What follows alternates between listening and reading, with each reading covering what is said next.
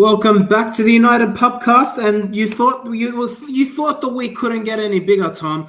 I mean, I'm still on the high of beating Barcelona. I'm ready to hop onto a plane and celebrate in the Nou Camp. But can I say, Barcelona's tweet? They said time to ruin the theatre of dreams.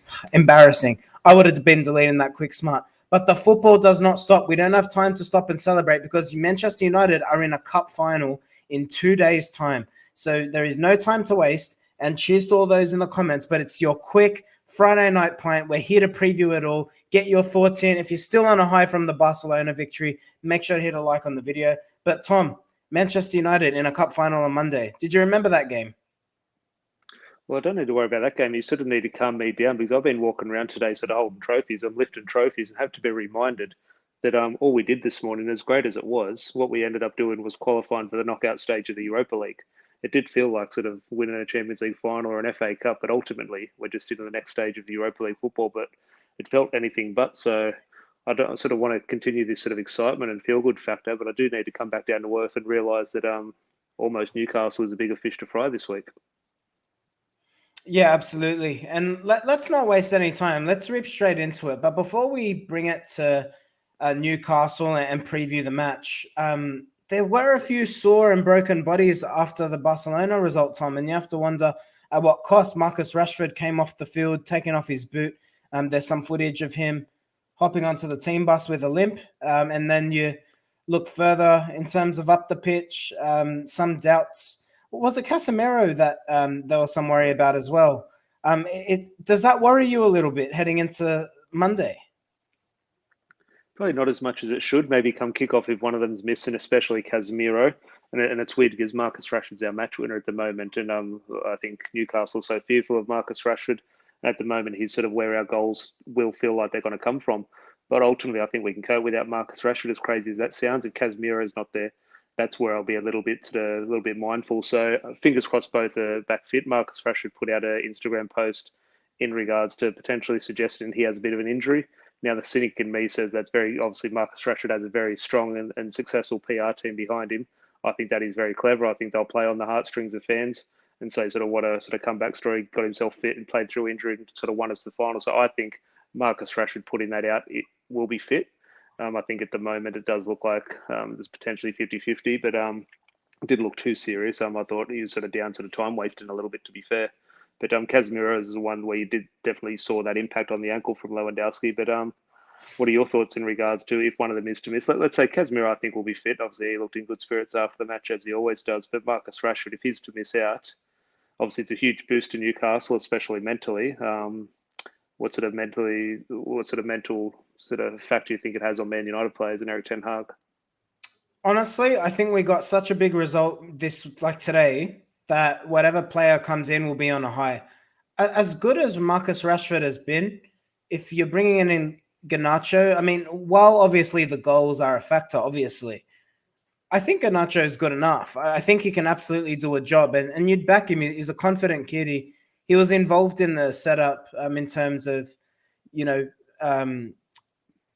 leading up to Anthony's goal, which obviously was the match winner. So some credit has to be given to Garnacho. I think we're very quick to judge young players, and you and I have spoken about his potential, but could he do a job if Rashford's out? Yeah, absolutely. I think he could, and I think he's first cub off the rank if Rashford isn't available. What do you think?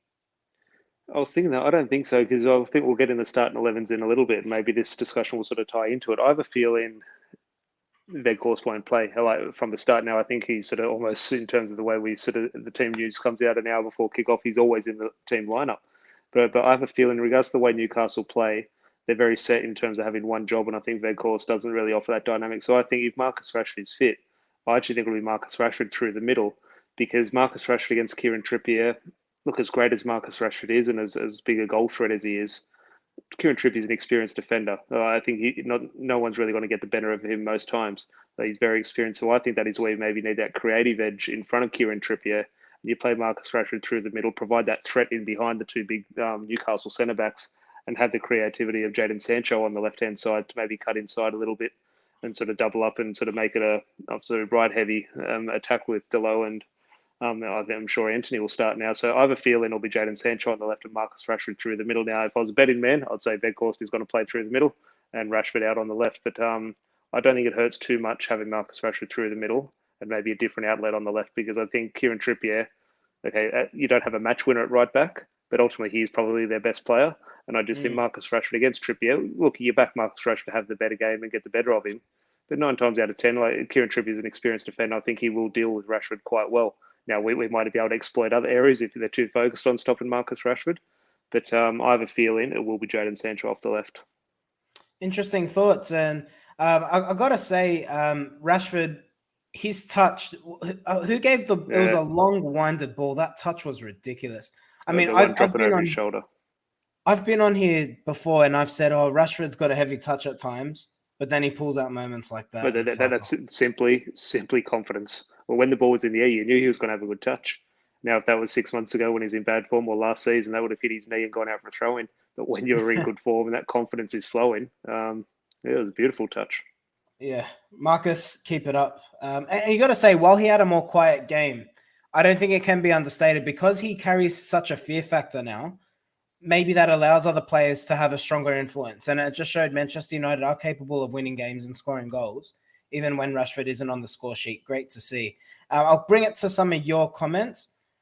Ian, who's coming from Perth to Sydney, to join the boys in the pub. Ian, can't wait to see you, mate. Let's go. You're not selling that well enough, Larry, in terms of the actual facts behind that. He's not just flying to Sydney to watch Manchester United play. He's flying across the country to set the alarm for 2 a.m. on a Monday morning to watch the game at a pub. He's not going to Wembley or anything. Tom. I guess that's your... The commitment is crazy, and I love it. Ian, I love it. I also love it. Can't wait to see you, mate. John Silk, friend of the show. Hi, guys. Isn't the draw for the Europa League due to start in 20 minutes? It's actually due to start in about 48 minutes. But look, if we're being entirely honest with you, I don't think anyone gives a toss about who we get next. Well, did you see today they had the Europa League trophy at Old Trafford? They treated it like a final. Yeah. Very odd behaviour. Let's just say Eric Ten Hag won the Europa League. It was on display there. It was at Old Trafford. You know why they did that? If you're promoting the Europa League, are you ever going to get a better opportunity than a knockout game between Manchester United and Barcelona? They might not ever get 2 clubs with that profile again. Maybe Real Madrid next season. Who knows? John Silk, perfect. Thank you, John. I can confirm we have not paid this man, but he's got the advice spot on. Hit that like button. It helps us a hell of a lot. As you can see, and probably hear, I'm absolutely knackered, but we're here. We're committed to giving you a video. Tom's in a hotel, having a good time. So bear with us tonight. We're going to give you the best content we possibly can, but we'll be nice and refreshed for Sunday. Don't you worry about that. John Silk is saying we need Pubcast merch. Tom, thoughts? Should we give the people what they want? What do we want? A mug or a jacket? I've got a shirt design, which I have not shared with you yet, Tom, but keep your eyes in this space. Probably a coaster or a stubby holder. Keep within theme. No, that's within theme. I want a shirt to go with my pub coaster. But keep an eye out. Keep an eye out, John, and to all those listening. Lots of pub-themed merch coming your way, potentially. Wait and see. John, congratulating me on getting Eric Ten Hag on the show today. Mate, I've got his number on speed dial. It really is a pleasure. You don't know the joys. Adam, good to see you, mate. Garnacho has a much bigger effect when coming off the bench. Definitely don't want him to start the final. It's a valid point, mate. And to what Tom said, mate, you were mentioning that you'd bet on Weghorst starting. You know what? I'd actually go that way. And the reason is I obviously think Rashford's a better player. Sancho's a better player. But I think when you look at the impact that Garnacho and Sancho can bring you off the bench, I don't think Weghorst is giving you anything off the bench. I just think if he's going to have an impact, he's there to do it from the start. And then if he's not being impactful, you bring someone with a bit more flair on. If you start Rashford and you start Sancho and you start Anthony, where's the impact off the bench outside of an 18-year-old? And I guess that's probably I definitely think that in regards to, yes, he's not someone unless we're pumping balls into the box, not that he's winning too many headers. He's not that player to sort of change the game. But just thinking, and off the top of my head, maybe it's lazy, maybe someone could prove me wrong. it just feels as good as he does in terms of what his contribution and his work rate. I think we all sort of respect and appreciate what he's doing. But ultimately, in regards to the football, when he comes off, within 2 minutes, we're 100% a better team. I'm just thinking, why not start with the better team from the first whistle? Yeah, I understand. But I think, as we've seen under Ten Hag, I think 8 times this season, Tom, a substitute has come off the bench for Manchester United and scored a goal. So there's something I think it's in more that. than that. I think we lead the top 5 leagues in Europe. I think we've scored, maybe it's that many games, but the amount of goals is maybe more the statistic I heard. But in terms of our bench making an impact, ultimately that's a huge trade, not just for the players, but for the manager. As was spoken about these players, to keep Jadon Sancho motivated, to keep Aaron Wan-Bissaka motivated for bloody hell. He was on the verge of being sold. We wanted to get rid of him, loan him off to Crystal Palace. He had no future at Manchester United. Now he's starting games at the Nou Camp and against Barcelona. So I'm just thinking, ultimately, the way he is motivated the players who aren't playing and keeping them in the loop while continuing to play his pretty much strongest 11 every time possible. To have this impact off the bench when players are coming on and fighting for their spots, because ultimately you think someone, in terms of the way we're changing the team, where Ten Hag is changing the team from week to week, it's off the back of whoever's starting, maybe not quite being at it, and the substitute coming on and replacing them being at it. So the substitution's been rewarded for sort of a good impact, and ultimately, it's a good thing to see, because over the last couple of years, players have been coming off the bench and thinking, are they really going to make an impact, or are we just making a sub for the sake of it? And this time, in terms of when these subs are coming on, you think, well, hang on, there's a reason behind this. And 2 minutes later, the reason's in the back of the net. Yeah, no, it's a really valid point. And look, if you look at the comments, it's mixed. We can see Adam obviously thinks Garnacho is better off the bench. John reckons that Wout Weghorst will start. We've got SJ Bart. Garnacho is great as a sub, excels running outside defender. Yeah, I think for a young kid, that's the right call. We've got Muggs. Ian, can I tell you, I've yet to have it. Just took it in Melbourne and never gave it back to me.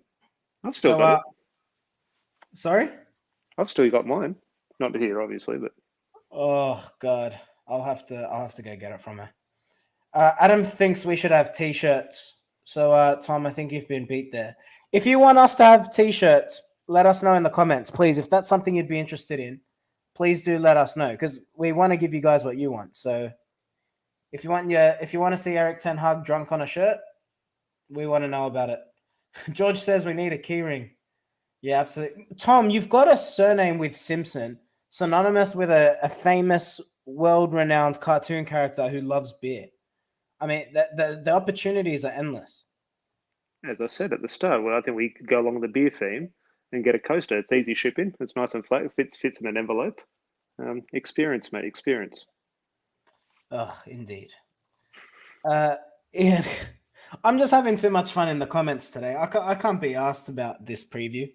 Bear with us, guys. It's the Friday night. Tom, is this like an unofficial Friday night point? Well, usually I do have a beer, but I do have a glass of water. Oh, Jesus. This is awful. Ian, weightiest create... do you mean Weghorst, mate? Creates a style that defenders adapt to. You change him out for speed and it will catch them off guard. That's a valid point, because we've seen that happen time and time again. We've even seen that Weghorst stay on the pitch, deployed a little bit deeper. It's I think interesting. He will start. Money says he starts. Yeah, I think so too. George makes a really interesting comment here. Does Martial start for myself? I don't know for me, but you know what? He's been doing one-on-one sessions, and if Rashford's out, I could see Ten Hag having a quiet word. Look, it's one of those ones. Yes, it's a final, and we're going to prioritise it. If someone's not fit, I don't think Eric Ten Hag, especially when we have a striker in Weghorst. Yeah, exactly. So he's not going to be match fit. I can't see a situation. Might as well put him out with a broken leg. Like, what's the point? Look, if Weghorst and Rashford and who else can play up there? Alanga, and if we had 3 or 4 striker injuries, yes, he might rush him back. Ultimately, he's not going to be rushed back, and I think that would be the wrong thing to do. George saying you can't throw Martial in without any match rhythm. Well, he hasn't had a chance to have match rhythm all season. He's still got 5 goals. So there you go. SJ Butt wants us to have t-shirts. John wants us to have mugs. Maybe both. We'll see how we go. All right. I should talk about Manchester United at some point. So let's do that, Tom. Well, let's actually talk about Newcastle, because I think there are 2 sides in this game of football. And obviously we are a United channel, but it's important to look at the opposition. They're in not very good form at the moment. They have not won a game. Their last 4 games have all been draws or losses, so they haven't won in 4 outings. Their last win was 1-0 against Fulham, and they're coming off a 2-0 loss to Liverpool. Nick Pope obviously got a straight red card. So if you're Newcastle, and I don't mean us to sound arrogant, but you got to be confident. If you're Newcastle, are you confident? No, sorry. If you're United, if you're Manchester United, you got to be confident. Looking at Newcastle, they're struggling at the moment. If this was a run-of-the-mill Premier League game on a Saturday, it was round 24 of the English Premier League on a Saturday, you think, yep, we'll rock up, we'll win this 2-0. Ultimately, it's not that. It's at Wembley and it's a cup final and the trophy's up for grabs. So ultimately, that does change the dynamic. Yes, in form and fitness and everything, Manchester United show up and walk this easily. It's got to be anything but that. I think it's one of those ones, cliche form goes out the window. It is a cup final. It's a derby, whatever you want to do in those type of games. You can't look back in terms of what an occasion. You think how big this is for us, Larry, in terms of this cup final, how big it is. It's potentially our first trophy since 2017. When was Newcastle's last trophy? It was 1955 or something, or 55 years ago or whatever. I'm just thinking ultimately we think it's a big occasion for us, which it is, 100% it is. Here we are, we're going to be setting the alarm at 2 o'clock in the morning to go to the pub on a Monday morning. But Newcastle, this is their first final in half a century. Or not half a century, obviously. The last final, I think, was that 99, the FA Cup final, with the first chance at a trophy. And it's a huge occasion for them. And ultimately, if their players are up for it and they get an early goal and their crowd sort of creates an atmosphere, it could be a long afternoon. And I do see a situation, while I am confident of us getting the victory, I do see a situation where they maybe take an early lead.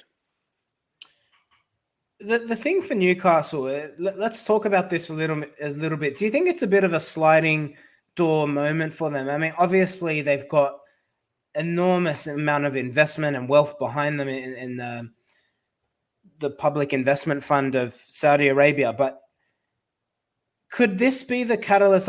Let's talk about both sides for Newcastle, because I think it is important, and there's no doubt denying the inevitable. They will be major players, if not in the next 12 months, and definitely in the next 24 months or so. But Tom, talk to me about Newcastle.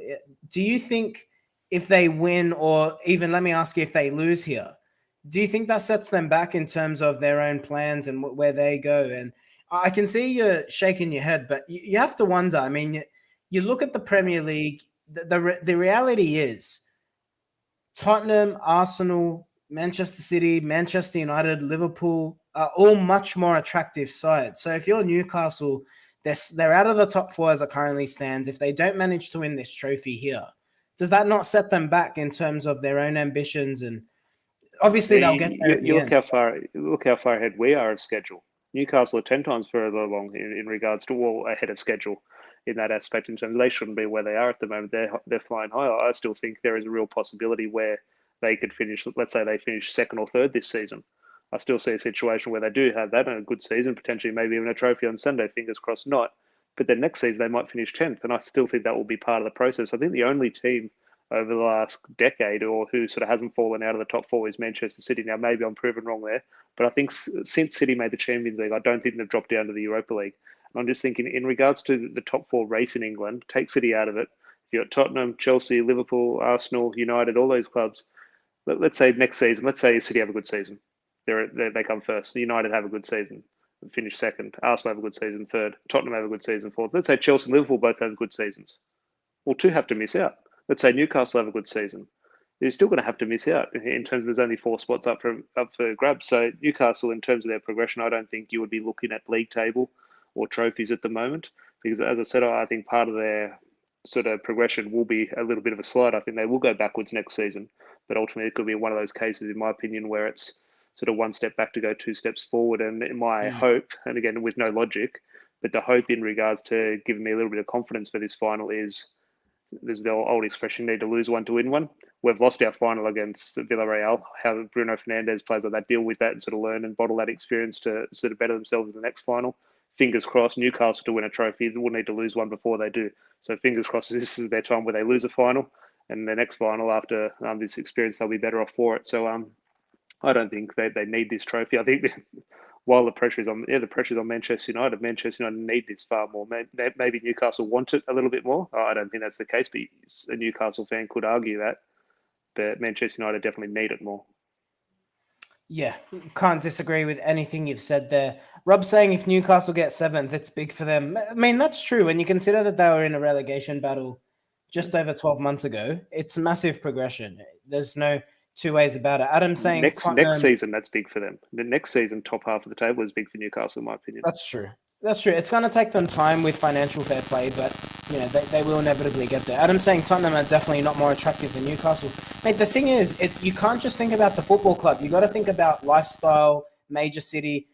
The reality is the northeast of England isn't attractive. Like once you go past Manchester, there's not a lot of appeal there for international players. And that's just the reality. Manchester's the second biggest city in England. London obviously is the heartbeat of the country. And outside of that, there's just, I don't mean to be disrespectful, but if you're not from inside England, there's not a lot of appeal for the Midlands or the Northeast. That's just my opinion anyway, having been to those areas. Well, Newcastle fans, apologies. Hey, Tom, we can't hear you, mate. I can't hear you now, so I'll jump out of the studio. I'll come back in. No, you're back. You're back. Don't worry. No, you can I'm back in. Can you hear us? Yeah. Yeah, I'm not sure what's happening there, but Newcastle, interesting shout now because you just mentioned the northeast in regards to that attractiveness in terms of that part of the country. You look at Michael Carrick in terms of what he's doing at Middlesbrough. In terms of there is that sort of debate around Newcastle fans at the moment in terms of that attractive who's going to come to Newcastle, is that a hotbed of football sort of thing in the northeast. But ultimately, Newcastle fans have piped up over this, and you can understand. But it throws a different sort of spanner, different dynamic into the fan debate. We always argue with Liverpool fans or Chelsea fans or Arsenal fans. This is the first time in 10 years or 20 years since I've been supporting football that I've seen Newcastle fans on my timeline, and I'm not sure if I truly enjoy it, which makes me want to beat them even more. Well, hopefully we can. Let's bring it to Manchester United time. Which player do you think is going to be absolutely crucial for Manchester United to be walking up those stairs at Wembley, to be lifting the Carabao Cup? What player do you think absolutely is going to have a positive impact for Manchester United or needs to have a positive impact for Manchester United? Who's your key man? Bruno, for me, weirdly. And you could say he had a poor game, especially in the first half. Was poor this morning against Barcelona. Ultimately, it sort of picked it up a little bit in the second half and sort of, as I said, like leading and captaining this team quite well. So I think it will be Bruno Fernandes because so much of the pressure or attention will be on Marcus Rashford and getting him behind, or Antony when he gets in that final third. What's he going to deliver? But ultimately, I think that threat of Antony and Marcus Rashford and maybe a focal point of Weghorst through the middle is going to free up a lot of space because the way Newcastle will defend, they will, whether you want to say park the bus, I'm not sure, but they will pretty much park the bus. So ultimately, that sort of enables your midfielders to get a little bit more time with the ball, then a little bit more onus on them to make something happen. I think it's one of those, Marcus Rashford goes for a hat-trick. Of course he could. Weghorst could win it 1-0. But ultimately, in a game like this, sometimes the goal comes from a little bit deeper in terms of they're the players who are going to sort of be on the ball a little bit more. So for me, the key man, how he plays, I'm not sure, but the key man in terms of breaking Newcastle down for me will be Bruno Fernandes.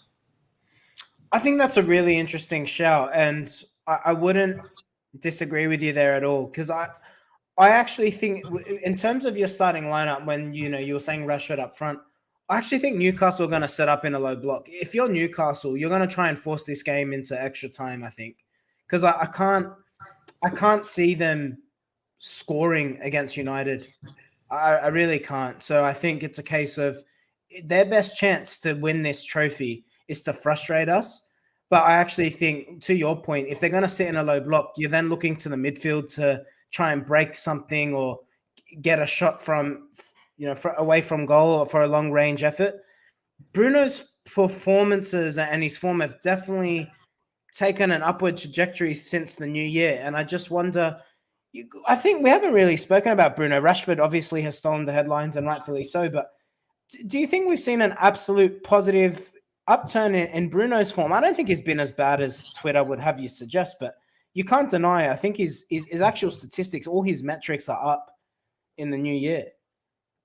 I think we judge Bruno Fernandes so uniquely compared to other players where he has the eye test, that he has the stats, and sometimes they don't sort of correspond, and sometimes one leads to a different answer compared to another one. So Bruno Fernandes, in terms of the way we view him, it's a very sort of unique situation. But ultimately, I do have to almost sort of view Bruno in two separate ways in terms of him as Manchester United's captain and how he is leading this team in terms of every team needs its leader, and Bruno Fernandes obviously is a huge one for Man United, but then ultimately the eye test in regards to how he plays football, sometimes a little bit like Fred, sometimes absolutely brilliant and he's the best player on the pitch, and other times he's given 1-0 leads to Barcelona through stupid penalties.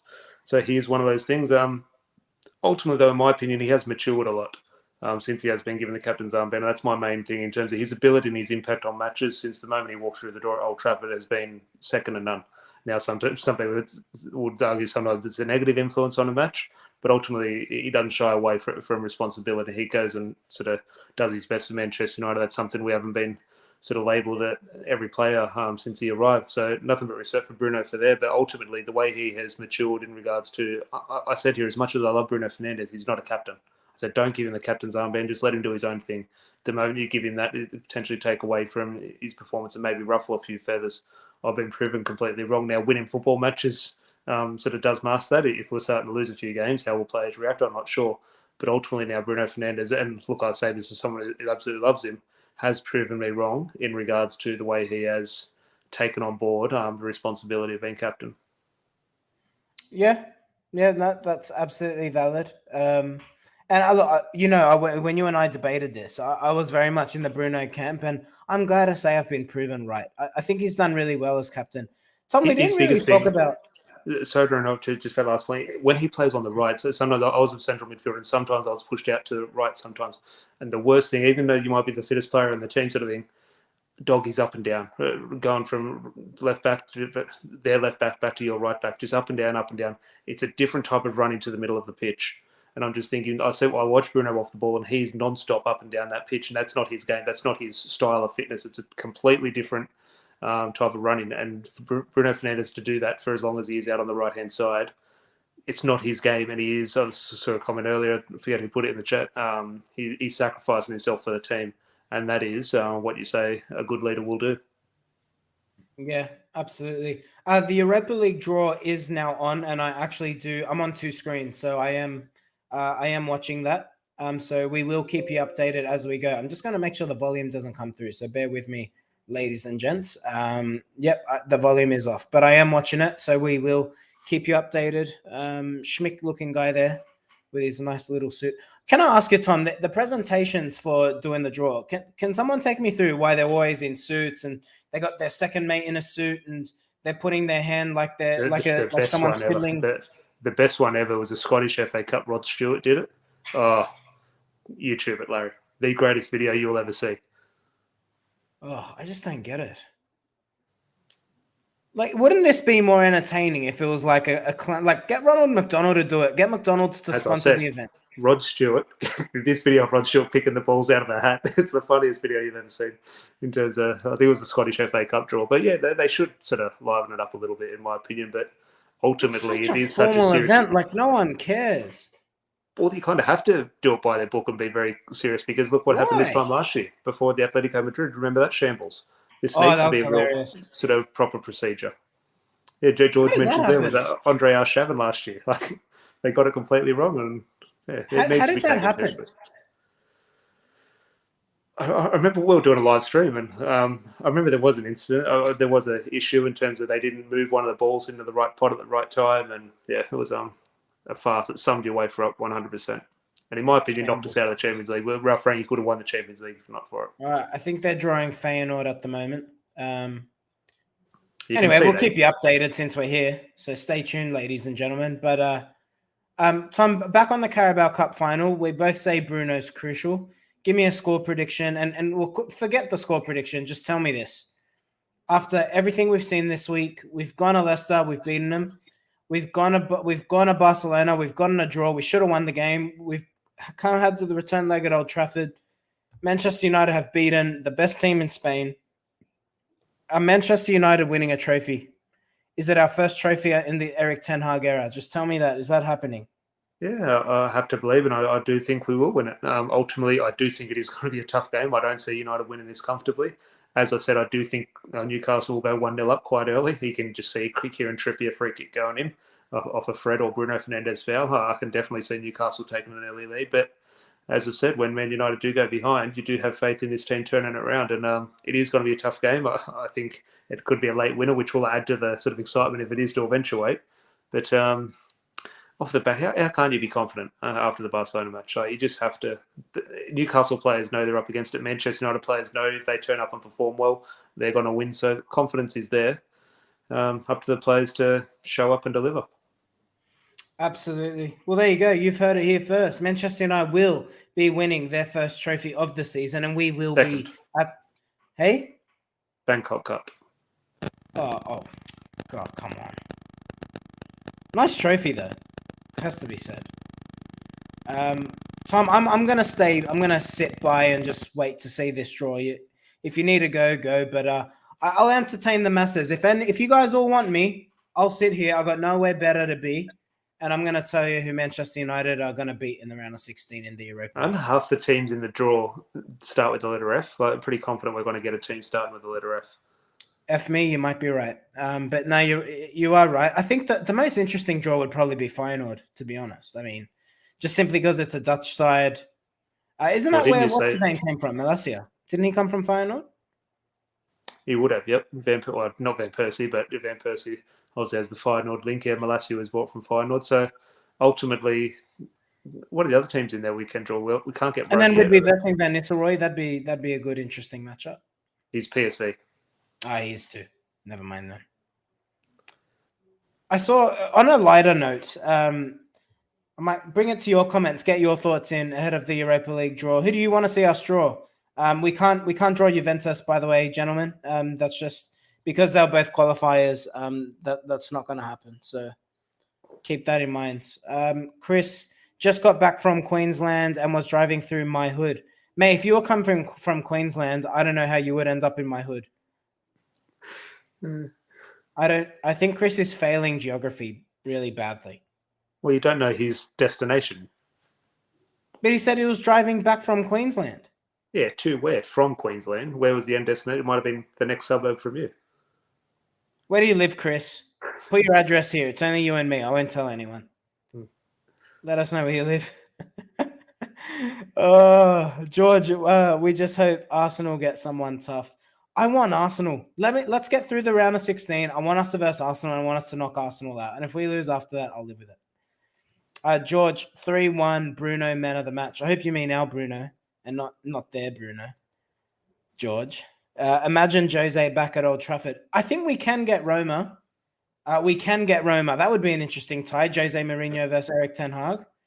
I'd be all up for that. That'd be good. I don't know if it's possible. I think that'd be a... Yeah, I'd enjoy that while I'd have huge fears that fears of what? They're a bang average side, Roma. Yeah, I know, but just the moment of the occasion of the story, I could see it going wrong. But in terms of, I could also see it going right for the sort of the right reasons. And ultimately, if that was the case, that would be a huge sort of feather in Eric Ten Hag's cap. All right, I don't want to be a prick, but since this is the Friday night plant, let's just have a very adult conversation here. So the hosts for this Europa League, I don't know who this old gentleman is, with all due respect. When someone's balding, when a man is balding, Tom, and you got a bald patch right here. Wouldn't know. And you got the little bits here. Like, who do you think you're fooling? Can someone explain that to me? Genuine question. I've just gone. No, I didn't make that mistake. I've just gone straight away. The guy host, like the co-host there, the guy who looks like he's gonna grab the balls and enjoy it. He's got a big bald spot. Like you're on live TV. There's probably millions of people watching this, and he's like, "Oh yeah, if I do a little comb over, hopefully no one will see it." Like, give me a break. Oh no, forgive me if I'm a prick. I'm sorry to anyone who's lying to themselves. But gents, if you're going bald, just shave it. Andrew, it's gonna be hard. It's gonna be hardly realistic. Speaking, if it's a final, anything can happen, of course. But I think Manchester United should be. Let's be honest. Manchester United should progress. With all due respect to Newcastle, we can't draw any other qualifier or Arsenal, so this draw is going to be pretty boring. Yeah, it might be, George, but we'll make excitement out of it. Anything's exciting when you're drunk. Chris said, "I live near you." Chris, I'm asking for a suburb. Put your number. Put your suburb. Give me the postcode. I'll come visit you right after this. It's just you and me here, brother. Don't worry about it. Tom looks like he's ready for bed. Does Kuhl get a medal if Newcastle win? That's a great question, does he? I know Dubravka gets one if United wins. But he doesn't get one if Newcastle win. Good question. I haven't heard that scenario yet. I saw George put as one Ronaldo will be interesting because Ronaldo did feature in the League Cup, I think. Well, he wouldn't get one because he's not playing for United anymore. But why would Dubravka get one? I don't know. He's not playing for United. Does Dubravka actually get a medal, or people just assume that? Yeah, it's one of those ones you would have to sort of read the fine print and would be interesting. Was it Danny Simpson when Leicester won the league? Someone was on loan and they still managed to get one. Was it? I don't think it was Danny. There was a player who won the championship but also got a Premier League medal because he was on loan. I vaguely remember. Yeah, no, I think it is one of those. If you represent a club, and that's the requirement. Like in the English Premier League, you need to play 10 games. So if you reach that requirement, you would. So if we win the Premier League, did Ronaldo play 10 Premier League games? Imagine being in Saudi Arabia. Hey, Ronaldo, just let you know you're a Premier League winner. Come get your medal. Erik ten Hag's waiting for you at the airport. I'm trying to think what contribution Ronaldo would have had to like a proper contribution to a winning performance. Yeah, he had the winner away at Goodison Park, didn't he? He scored in a 2-1 win there. So if we win, you could say he did have that contribution in regards to 3 points. Yeah, so the theme of tonight is hiding bold spots. Clearly got a good chuckle out of a few of the lads. Adam's really happy with you, Tom. Adam's also saying Turkey can do miracles there. Tom, do you think if you went to Turkey, I want you to imagine it. If you went to Turkey and you said, guys, I've decided I don't want to be Erik ten Hag anymore. I want to be Antonio Conte. Do you reckon they could work some magic for you? Well, they haven't worked magic on Antonio Conte, for God's sake. That looks worse by the day. Is his hair real, Antonio Conte? No. It's not? Don't remember him in the 98-99 Juventus? Oh, maybe not. Yeah, but he got a hair transplant. Yeah, so it's not him. So what's a hair transplant, real or not? It's not him. Okay, that's what. No. If it's a hair transplant, it's your hair. Yeah, but you're lying to yourself. Okay, if it goes, it goes. I don't. Tom, we've had guests on this podcast who have had hair transplants. I think you should be a bit kinder. You know, you can stop making the bald jokes about me. Then you can be a little bit kinder. Yeah, but you don't mind. That's why I roll with it. I think you enjoy being bald. If someone gave you the option to grow your hair back tomorrow, would you do it? Well, the thing when I did start shaving my head, I realised, okay, this is going to save me some money at the hairdressers and the barbers and a little bit more time. I didn't realise I have to do it every single day. So that is the interesting part of when you do start shaving your head. It's a morning routine. You know who looks, do you know the name Andrew Tate, Tom? I don't like the bloke. I don't like talking about him, but you know who Andrew Tate is. I don't have Google. I wouldn't know who he is. Okay.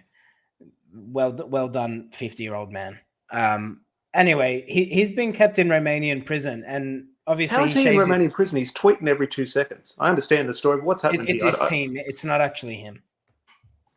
His lawyers since confirmed that it's not actually him tweeting. Okay. But anyway, on Andrew Tate, there was some footage of him the other day, and man, when a bald bloke has his little bits and pieces grown back, yeah, it's not a pretty look.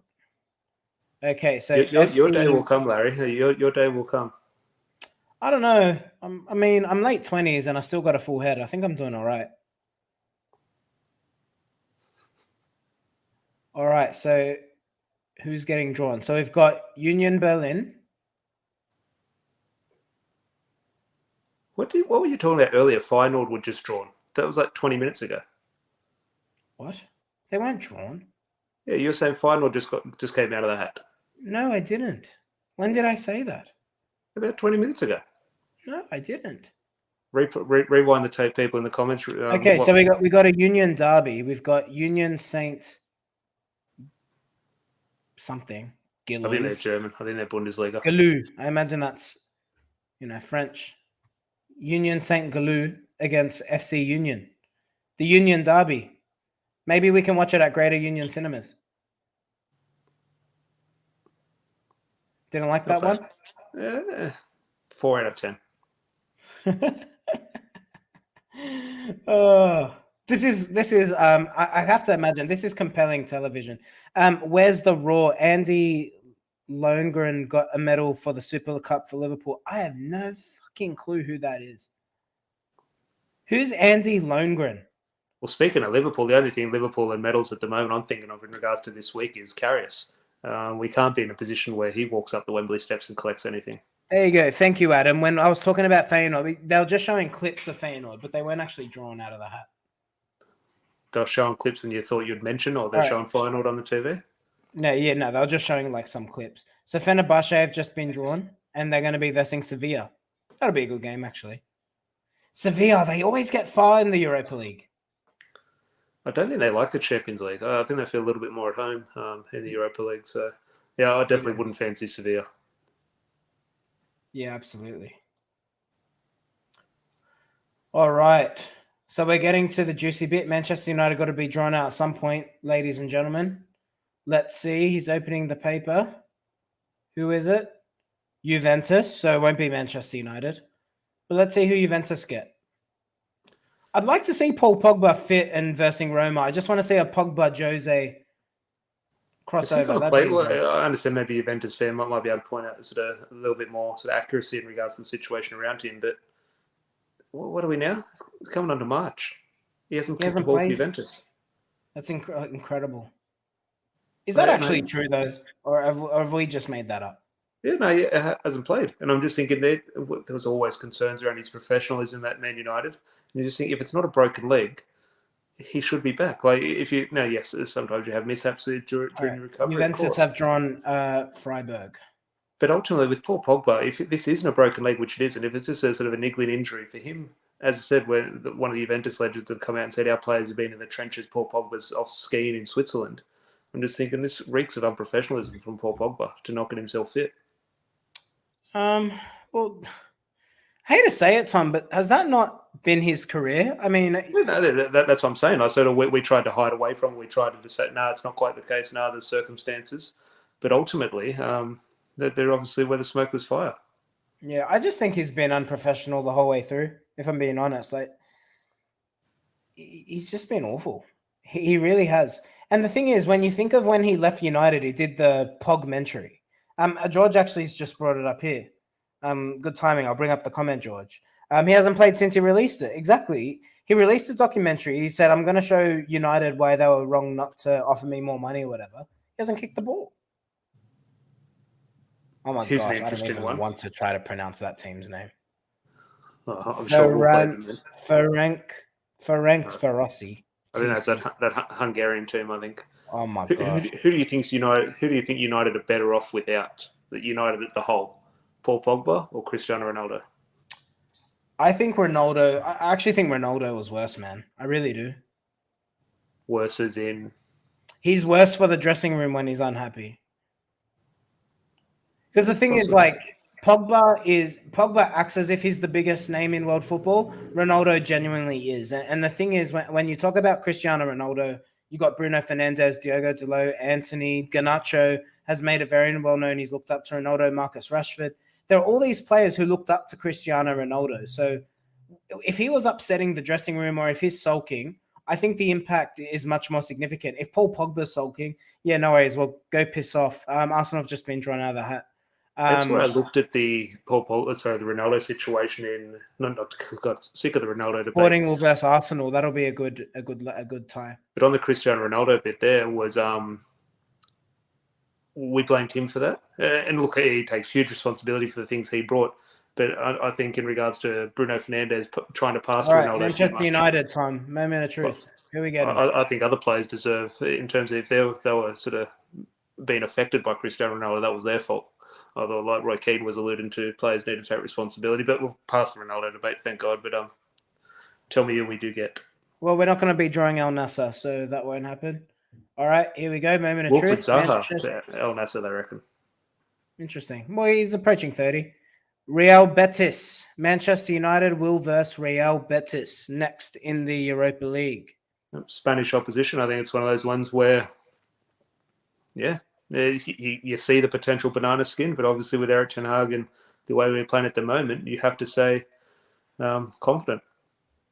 Can I say though, if you're a United player, I know that it's obviously I thought Ralph Rangnick had a disaster at Manchester United, but it has to be said that what he did well and what I will give him some credit for, he saw United didn't have any sports psychologists in the club.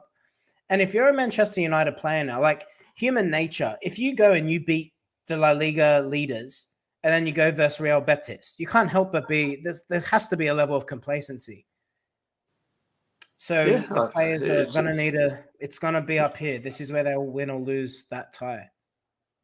That comment there from Westerlo can't be true. Joaquin cannot be playing for Real Betis. Surely not. I know he was playing a few years ago, but he was playing when I was a kid. He was playing on the wing for Betis. He can't be playing now. Surely not. Wow. I did see him a few years ago, but I thought it was like a testimonial or something. All right. I'm done watching the Europa League draw because I really don't care. But there you go. Manchester United will versus Real Betis.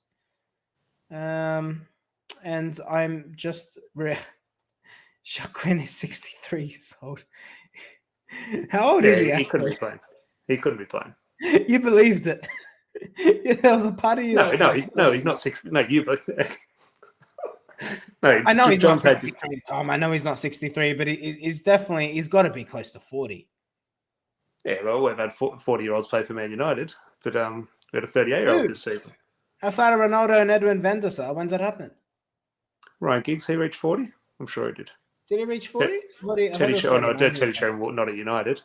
But, yeah, the last time we played Newcastle in a cup final, Teddy Sheringham with the winner, or with the goal.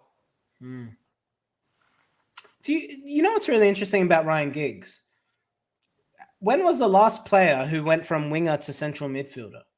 Since Ryan Giggs. Is there a player in modern football who's doing it? There's some trivia for you. Kind of at the same time, but Darren Fletcher did. Obviously went from right mid into central midfield, different type of winger to what Ryan Giggs was. But that was almost the same time, really. Different stages of their career, but at the same year period.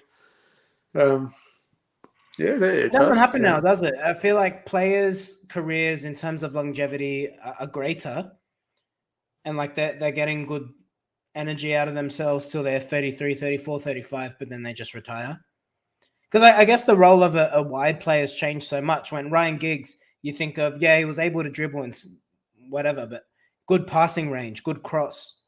Wingers now, they're so inverted that they're actually more focused on getting a shot off rather than having, a good delivery per se. So maybe that's now your wingers more likely to convert into a striker than they are into central midfielders. Shows the evolution of the game. Yeah, but Tom, I think should we leave it there? Please do, mate. I have a 6 a.m. start tomorrow, and I could do with the sleep before this big weekend because, as I said, we're going to be setting the alarm for 2 o'clock in the morning on Monday to go watch United. So can do with a little bit of extra sleep this weekend. Yeah, I'm with you. Cheers to everyone who's tuned in.